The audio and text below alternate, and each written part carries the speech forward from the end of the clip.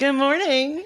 Good afternoon. I'm Bridget. And I'm Alyssa. And this is Flickin' Beans. Our movie this week. We Have a Ghost, right? Yeah. Yeah. On Netflix. All of a sudden, I panicked. Is that what it's called? We Have a Ghost. We have a ghost. And Ernest doesn't know how to be a ghost. So he Right. goes, whoa. Well, it was so random because I put it on just thinking this is going to be just a ridiculous comedy. And it kind of wasn't. Mm-hmm. It kind of was and it kind of wasn't. Yeah.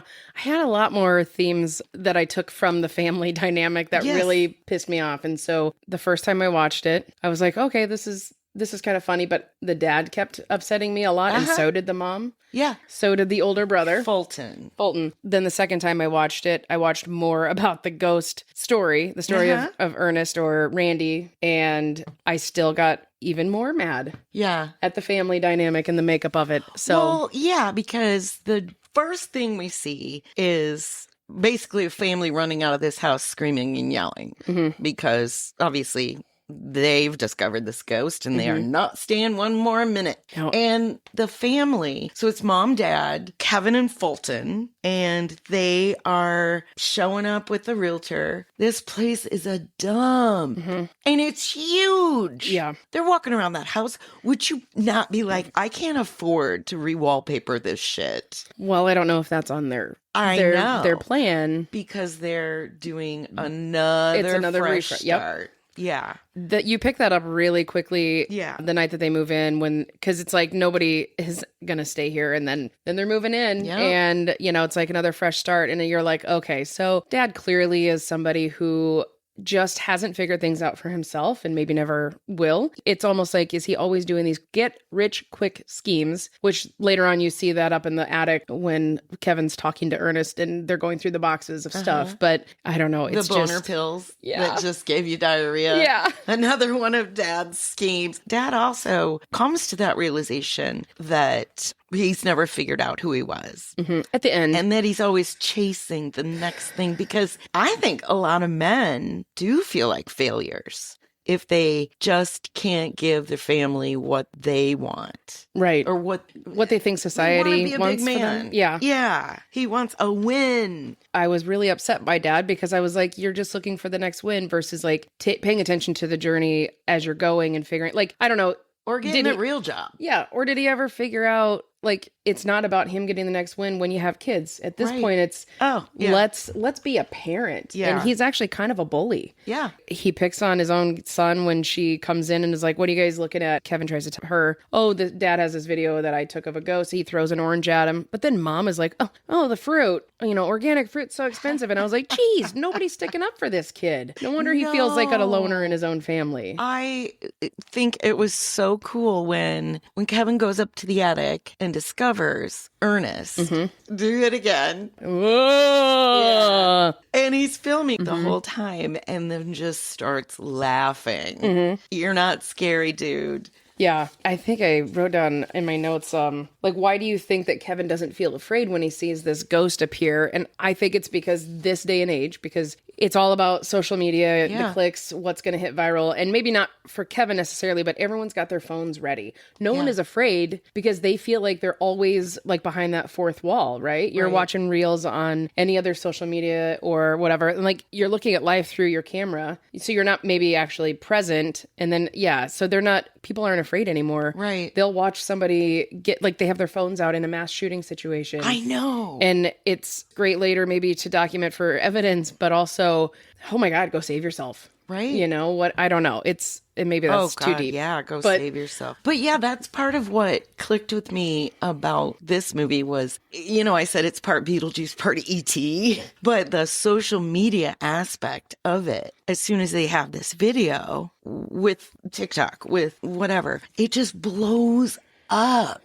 I also think that Kevin, he's shy, he's a loner, and I think he just wanted somebody to talk to. Yeah. I saw a lot of him connecting with Ernest in ways where maybe he could have been connecting with his father. And I know later in the movie he said, well, my dad and I actually used to be best friends, but then he saw that his dad kind of let everybody down, and he didn't like to see the hurt that it caused. But seeing at the very end when they're at the lake and, they're skipping rocks, it's just like, That's more of a father moment. And then, of course, the father comes in later and talks about, I remember the night you were born, it was raining, and I remember this because, and it's like, why now? I know, better late than never, maybe, but you're going too hard right now, where let's talk to your kid about how he's feeling right now, maybe, The dad, Kevin, completely respected Ernest, the ghost, whereas Dad immediately tried to capitalize on that. 100%. Yeah. And that was disgusting. It was disgusting. And when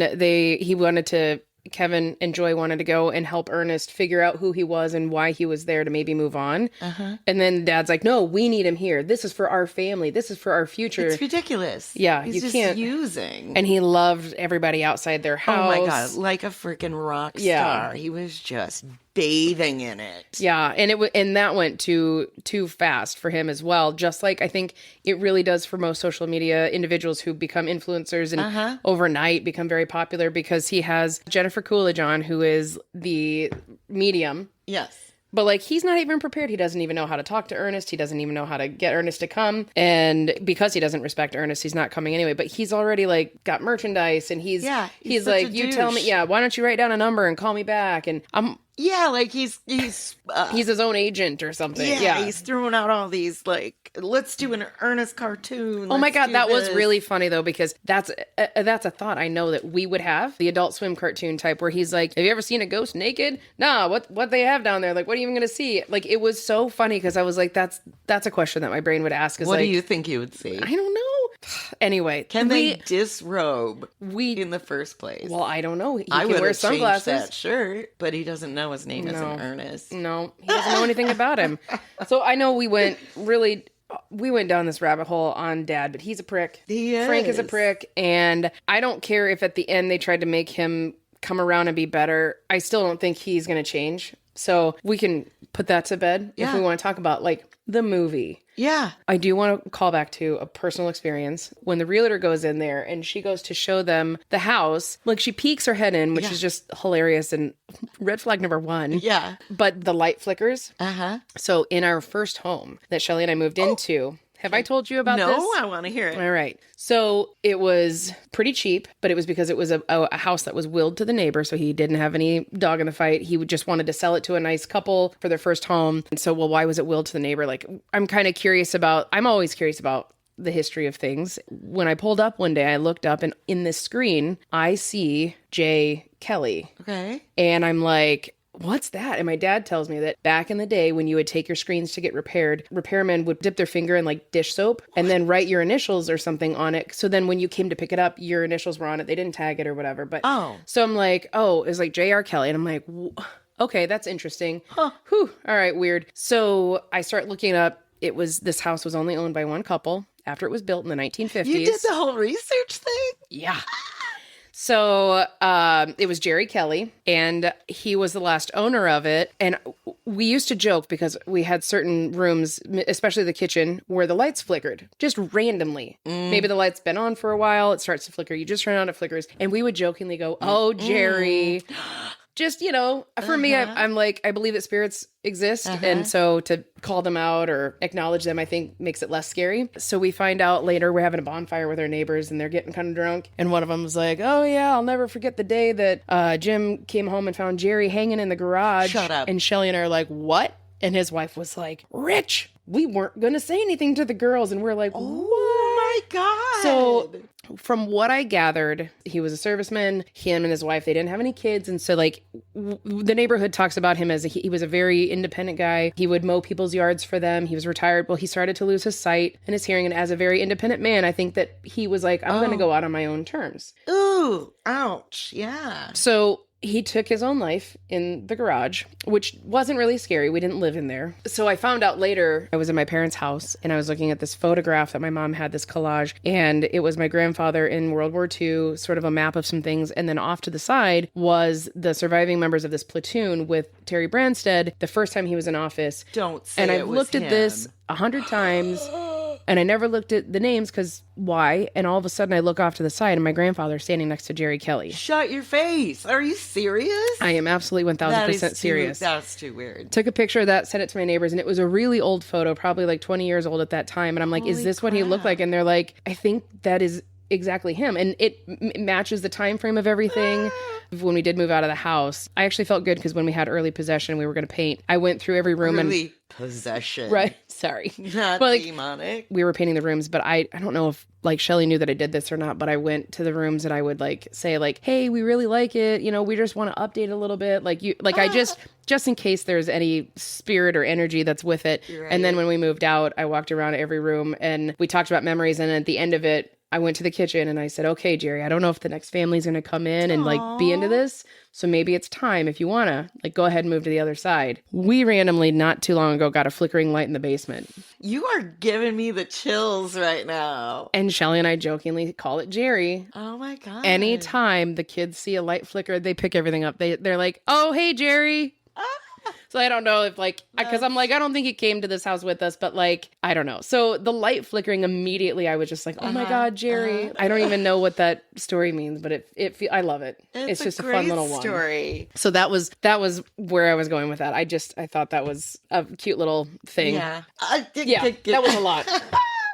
Well, like that story, this is also a ghost that you're not afraid of. Mm-hmm. He's sad. Do you believe in this then? Where, you have unfinished business, that whole movie trope. My personal belief is that I think if there's unfinished business, you might be trapped, but I think that there can be spirits or entities that can pop in and out maybe. And like, I don't know, because that's what I want. In Beetlejuice? Well, yeah, but like, I don't think it's anybody that you're going to see. I don't think they manifest into something that you can actually see. Like, I believe in the energies and the spirits, and where I work, I know that there's likely entities or spirits or energy that's tied to some of these things because there's some tragic events that have happened. Oh, psychometry. And I actually talked to the dead in my room. I talked to the victims of these horrific crimes when I'm in there because just in case they're still around and just also like to keep their memory alive. I maybe didn't know them. I probably didn't, but like, it's just, I don't know. I talk to them when I go past their stuff.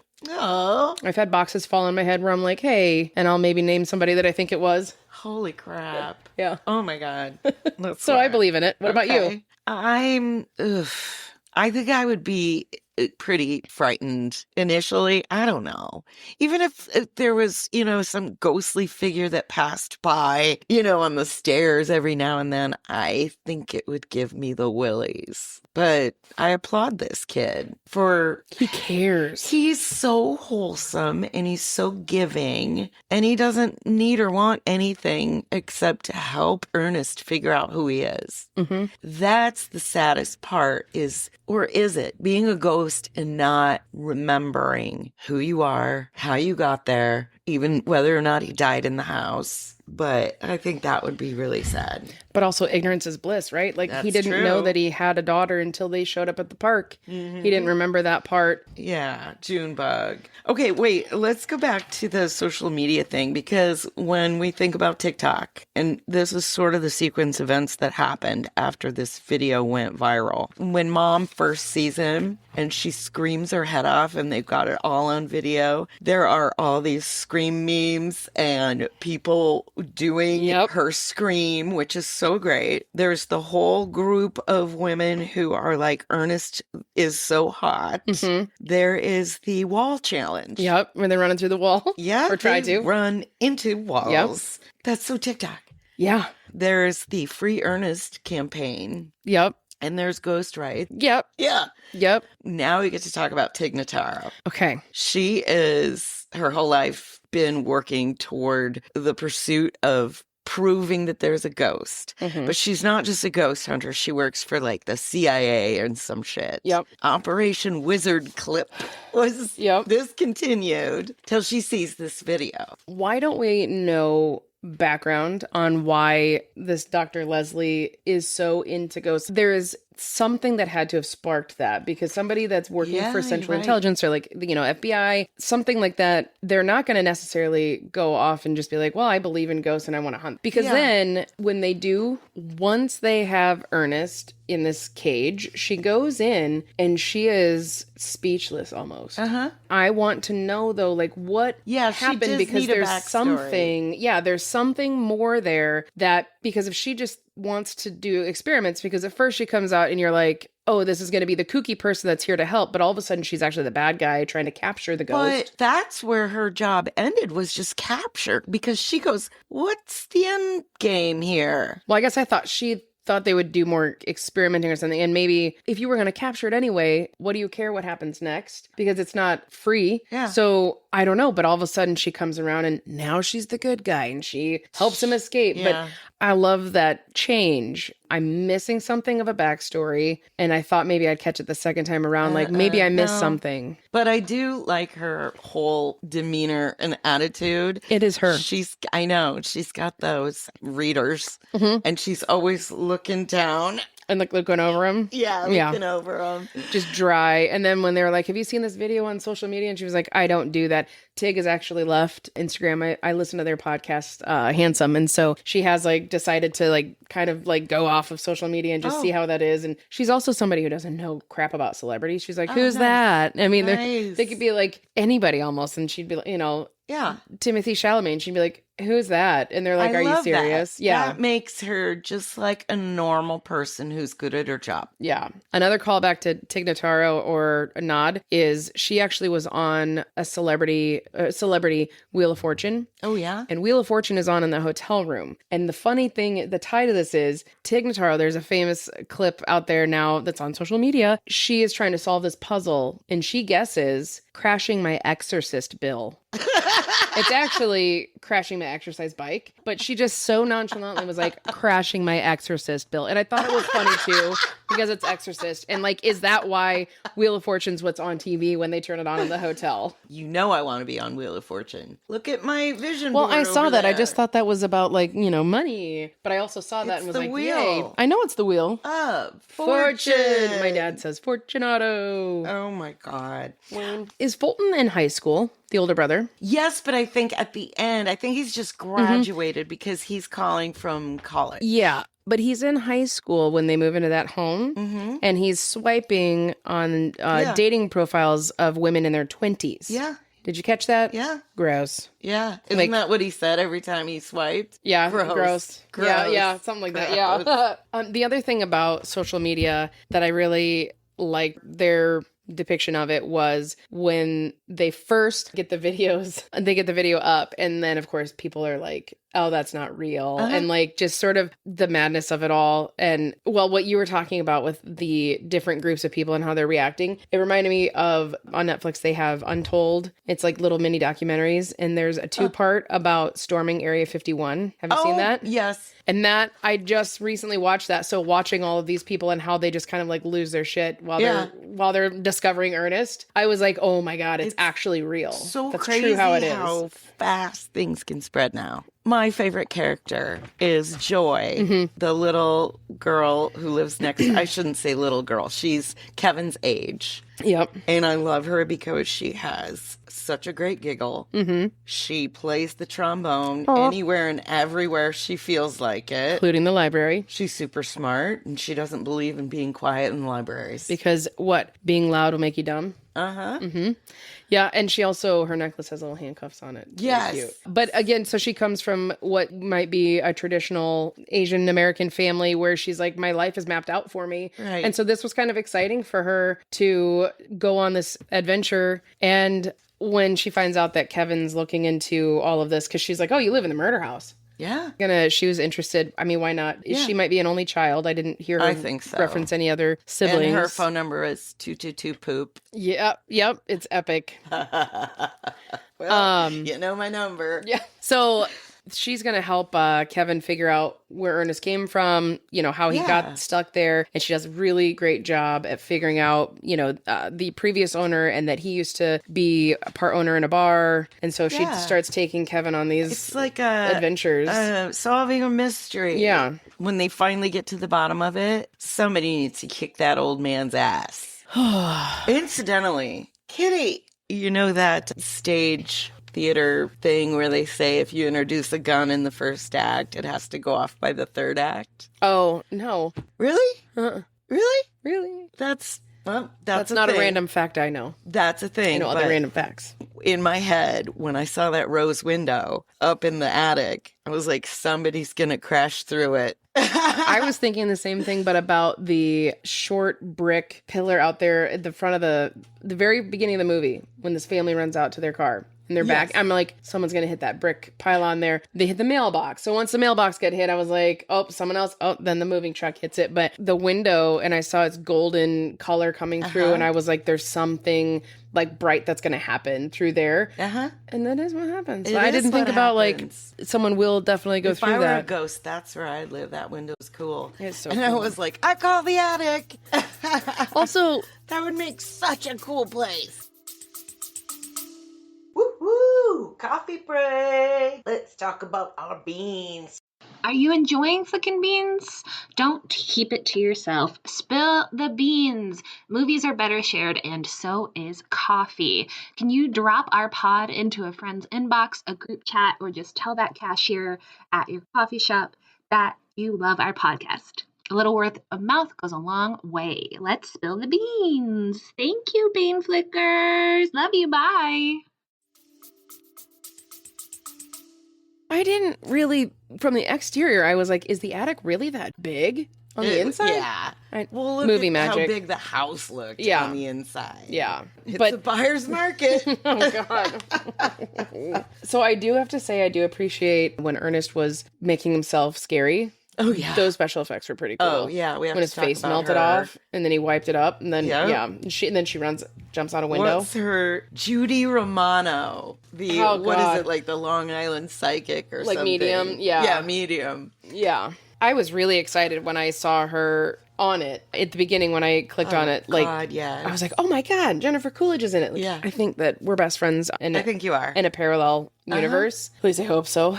Then she was in it for such a short period of time. Of course, did a phenomenal job. Yes. But I would always have more. You could be best friends with Tig Notaro, too, because she doesn't know you're famous. Well, I don't think so, because I think I'm always would be like, did I disappoint her? Am I cool enough for her? Where she's like, looking down your nose at me? She's like, I don't even know you're in this room. But yeah, I'm actually going to go see her in September. Nice. Okay, that's cool. Yeah, it'll be fun. All right. She's coming to Des Moines. First of all, can we talk about their road trip to see the old guy, to the actual Ernest? Yeah. What the hell? First of all, I understand his brother's got this flashy car, but like, why is that what you're escaping in? Because that's just absolutely identifiable. Yeah. A teenager going on a chase scene was terrifying as a mother. When these podunk sheriffs locate their vehicle in the gas station, Kevin walks in and the news has his father out there. Of course, now he's a victim. He's pleading for his son, but he says, my son was abducted.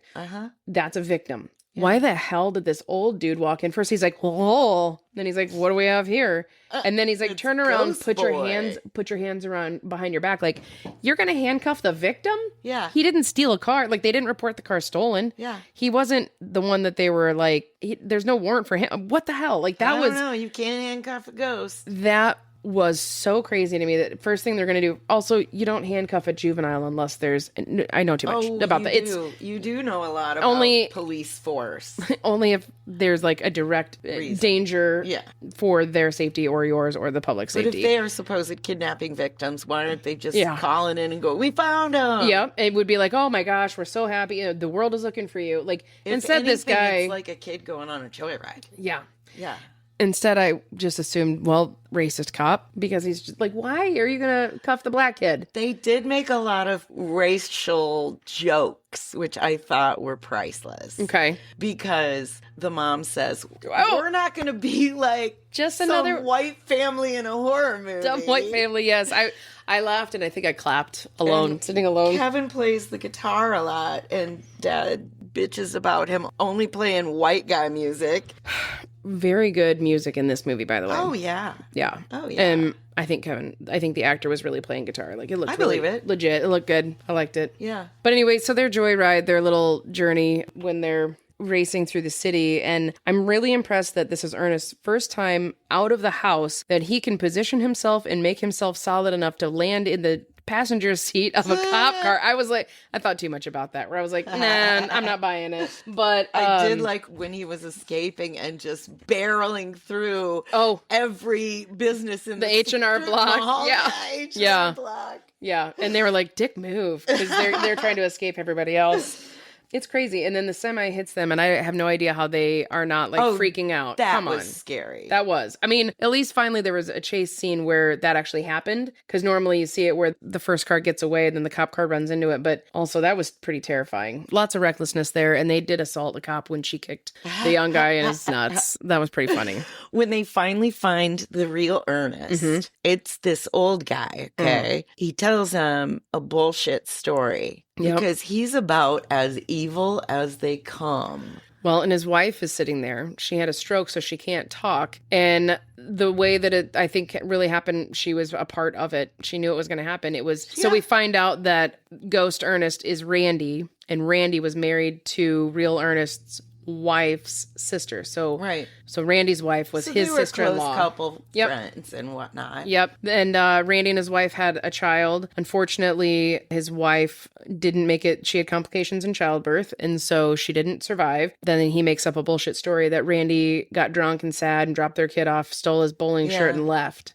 Which is not at all true. And it does take Randy a little bit of time to put it all together, but it falls into place. When the eagle falls? Yes. He knocked it over. Yep. He was like, I know. And then Ernest was like, Randy, is that you? And then he comes to light. And then that's when... Here's my question. Yeah. When real Ernest kills Randy in that family's house, did he bring that eagle statue with him? Yeah, they moved with it. My question is, when he kills Randy in the house and he realizes there's blood on his shirt, why did he try to dress a man who's bigger than him in that shirt just to bury him in it? And then instead of just burying the shirt with the body, that was weird. That was weird. Like, because you realize, him? Yeah, you're going to have to move this large human, roll them to put the shirt on, and he bothered to button it. Yeah. Like, what the hell? And I don't know if you've ever dug a grave, but that is a lot of work. I see it in shows all the time, and I'm like, bullshit. Also, conveniently in the shows that I'm watching, they're like solid, like straight edge. I'm like, no. God, yeah. I bet I would get 6 inches down, about maybe 5-6 inches in diameter, and I'd be like, I'm done. I'd literally bring the wrong kind of shovel. Oh, you'd have when we were digging for a pond. Yeah. That's when Billy was the one who originally said that. I don't know how people dig a grave, especially at gunpoint in the movies. Adrenaline. Yeah. But super, super soft soil. That somebody just placed there gently.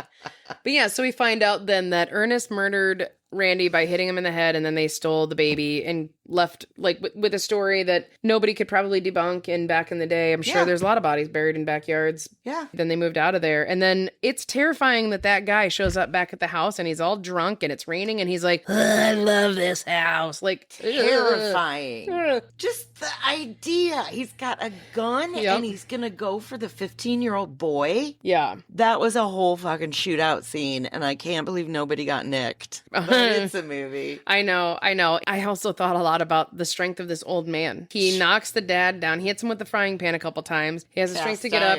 He runs upstairs, right? Then he's like hitting Kevin with a poker, and just he has all this energy, and he like knocks the door with a Fulton in the basement, knocks him down the basement stairs. Like, it's a lot. That was a lot of energy for that guy. Definitely. And you can be drunk, but you don't have that much energy. Well, you're going out the window anyway.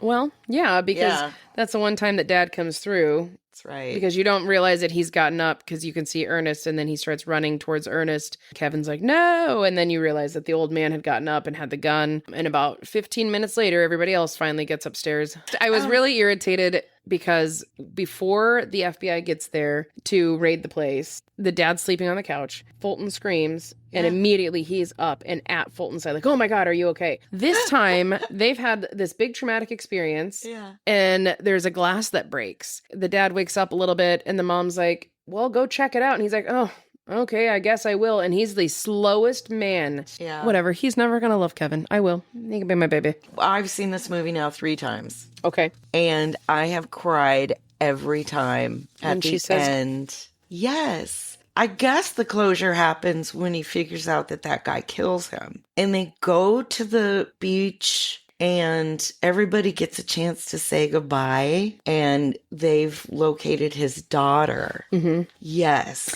So through the movie, I'm getting shivers again. nobody can actually touch Ernest first. Like, he allows himself to present in a way that's solid where he can touch somebody. So when she walks up, she lays and puts her hand on his face, and all of these memories come back, and you just see the way he almost has this major exhale, and he leans his face into her hand. He's so vulnerable in that moment, and like, he's given himself into that memory that he's having, or the memories that he is having, and just like, that's where I got like probably the most choked up, because I'm like, there, he's finally got it all. Like, he remembers it, and she says, you know, hey daddy, or something. Like, she didn't forget him either. Right. I liked the closure of it. I liked it a lot. I did too. Yeah. That was good. It was beautiful. Yeah. And shit, they miss him. Yeah. Yeah, that's when they say, I wonder if he can still see us, and that little light flickers. Yep. That's lovely. Yeah, that was really, really good. And Kevin gets the girl in the end, even though it wasn't really a love story, but it was really cute. She was so cute. Her little giggle. Yeah.